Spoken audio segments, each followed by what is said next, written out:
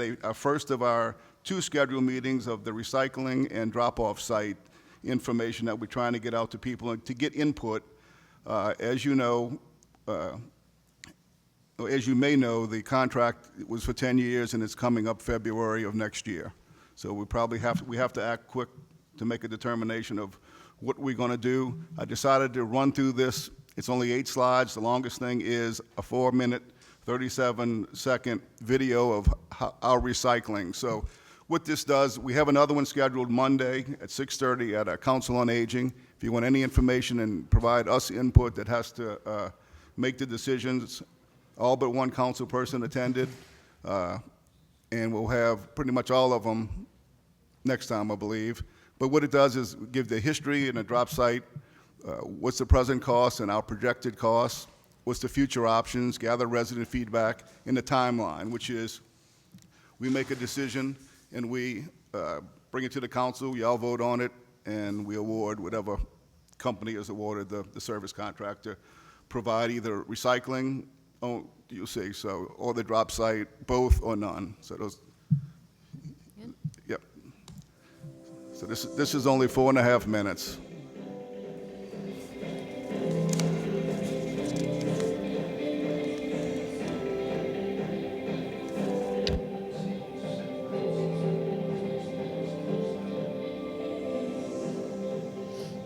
Recycling provides a wide range of benefits for our environment, such as reducing the amount of waste into landfills and incinerators, conserving natural resources such as timber, water, and minerals, and preventing pollution and reducing greenhouse gases by reducing the need to mine and process raw materials. To understand what this process looks like from the time in which your recycling is removed from your home or business, we provide a brief overview of the recycling process. Every item that enters the commercial waste recycling plant is weighed on a truck scale, where the weight of each truck is recorded. Once recorded, the truckload is emptied where the driver signs off on the weight log and receives a copy of the ticket that includes the truck's verified weight and the materials that the truck contains. Once materials from the trucks are released, the procedure for each material to be processed begins. A load operator then scoops a load of materials and begins loading them onto the conveyor belt. The materials then go up an incline belt, where they are sent to a pre-sort belt. At this pre-sort belt, 3 to 4 staff members remove any contaminated items that should not be included. Examples of these items include any plastic bags, garden hoses, glass bottles, bricks, or rocks. Any item that does not belong is removed and thrown away during this stage. After this process, the items are sent across what is called an OCC screen, which is where cardboard is separated from plastics and cans. Once the cardboard is separated, it's placed in a cardboard storage area. From there, the rest of the materials fall through the OCC screen and are sent to a conveyor belt, which leads up to a liquid separator. This machine separates paper from 2D materials, which are plastic, aluminum, and tin cans. The paper will then go over the top of the machine, and the 2D materials will fall to the bottom of the machine. From there, the paper that goes over the top will then go to a conveyor belt that leads to another section of the building for paper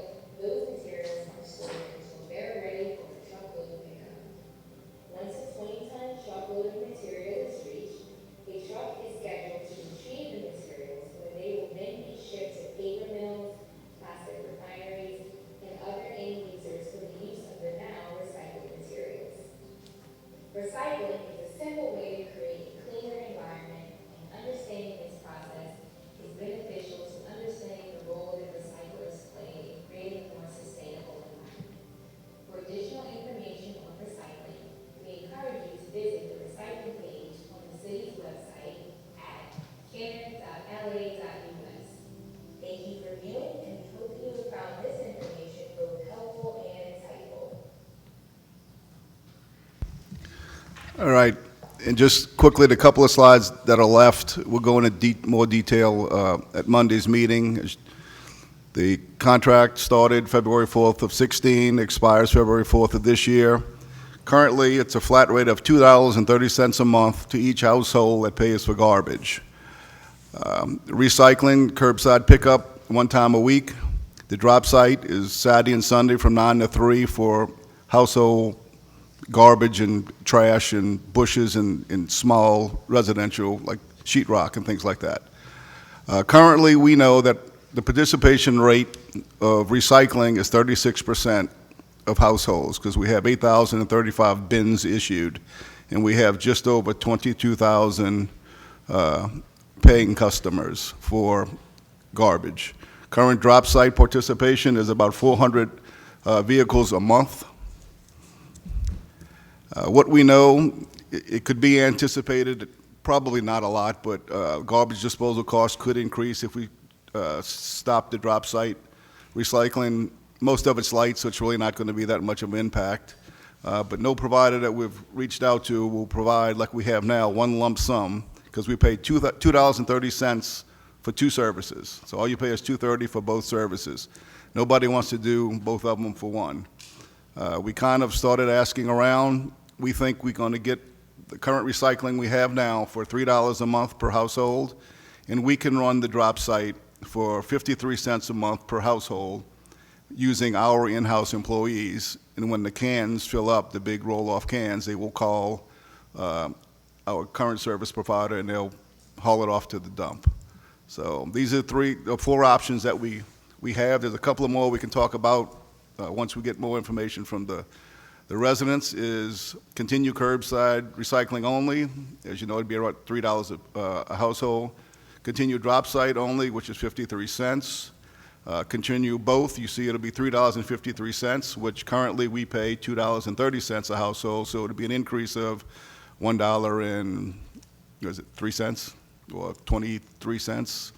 Or just continue both services and let the residents either contract with a recycling company on their own or bring their garbage to the David Drive dump for $14 a car or $20 a trailer. And the next steps is we have in these meetings to gather input. We'll present it to the council with your input. Most of y'all heard some of the comments last night. Make a decision, an announcement, and then the timeline, and it's going to have to come here, and I'm sure we'll have discussion when we get here. So this is, if you need more information and feedback, this video you just saw has been on our website now for probably around 2 years now.